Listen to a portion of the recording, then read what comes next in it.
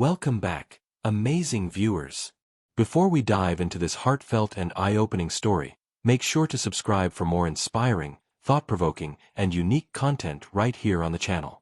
You won't want to miss stories like this one, about a man who wore white robes and lived in Vatican City, but had a heart big enough to reach every corner of the world. Today, we're exploring why Pope Francis loved the LGBTQ+ community, not just in word, but in spirit, compassion, and action.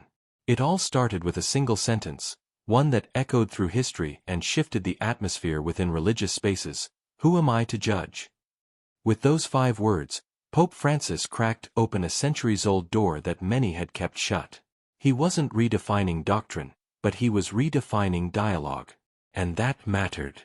It mattered to millions who felt unseen, unloved, or even rejected by their faith. Pope Francis grew up in Argentina, a land rich in culture, resilience, and human connection.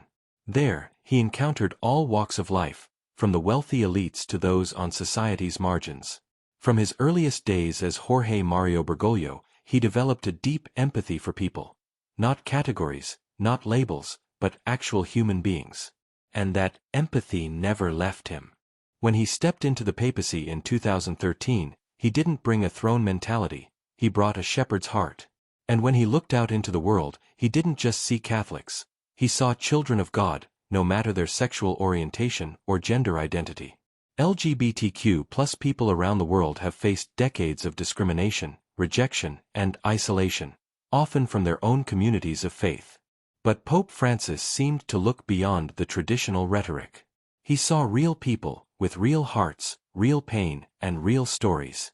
For him, love wasn't reserved for those who followed rules perfectly, it was for everyone. And love, he often said, is the first and most important commandment. So how could he preach love without practicing it? What made his approach different was the tone. He didn't shout from the pulpit or wag fingers in disapproval. He spoke gently, like a grandfather reminding everyone that the world is too harsh already, and the church should be a place of refuge. He didn't pretend to have all the answers, but he insisted on starting a conversation. He once welcomed a transgender man and his partner to the Vatican and treated them with the same dignity he would offer any bishop or world leader. It wasn't a stunt. It was a statement. You matter.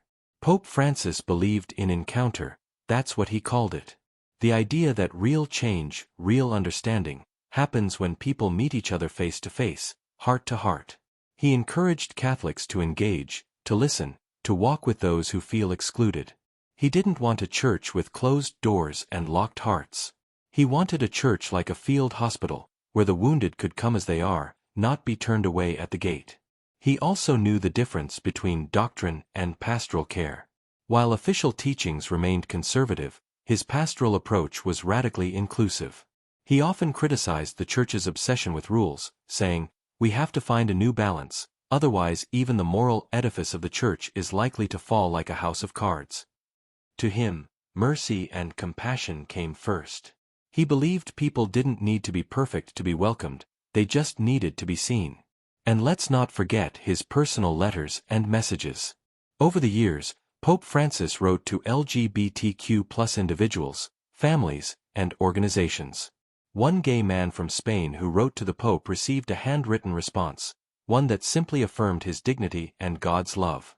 Another transgender man from Italy was invited to the Vatican, where the Pope embraced him like family. These weren't headlines, they were moments. Moments that echoed the gospel more powerfully than any sermon ever could. His love wasn't just about individuals, it extended to families too. He supported parents of LGBTQ+ children, telling them not to reject their kids but to stand by them. He once said, "God loves your children as they are. The Church loves your children as they are." And for many Catholic parents who had been torn between faith and family, that message was healing.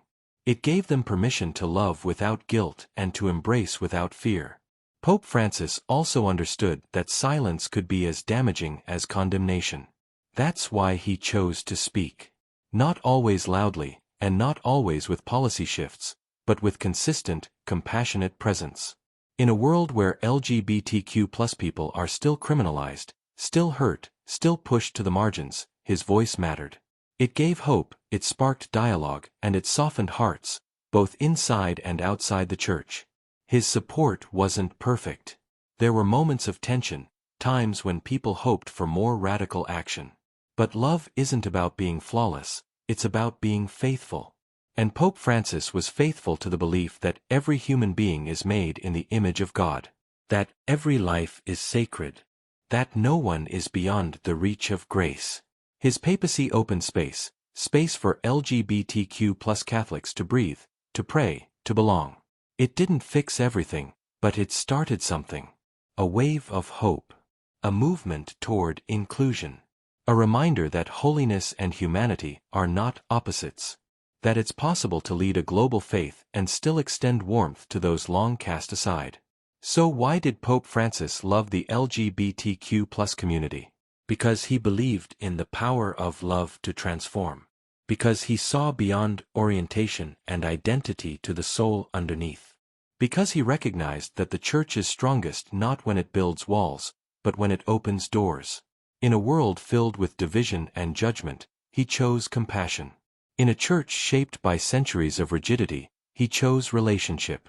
In the heart of one of the most powerful religious offices in the world, he chose humility. And that's why his love echoed so deeply. Because it wasn't about headlines or politics, it was about people. So here's to Pope Francis, a spiritual leader who reminded the world that love is not a theory, it's a verb. And to everyone out there looking for belonging, dignity, and grace, remember this: you are loved, just as you are. Don't forget to subscribe for more inspiring stories and deep dives that celebrate humanity in all its colors, shapes, and identities. Until next time, stay kind, stay open, and stay exactly who you are.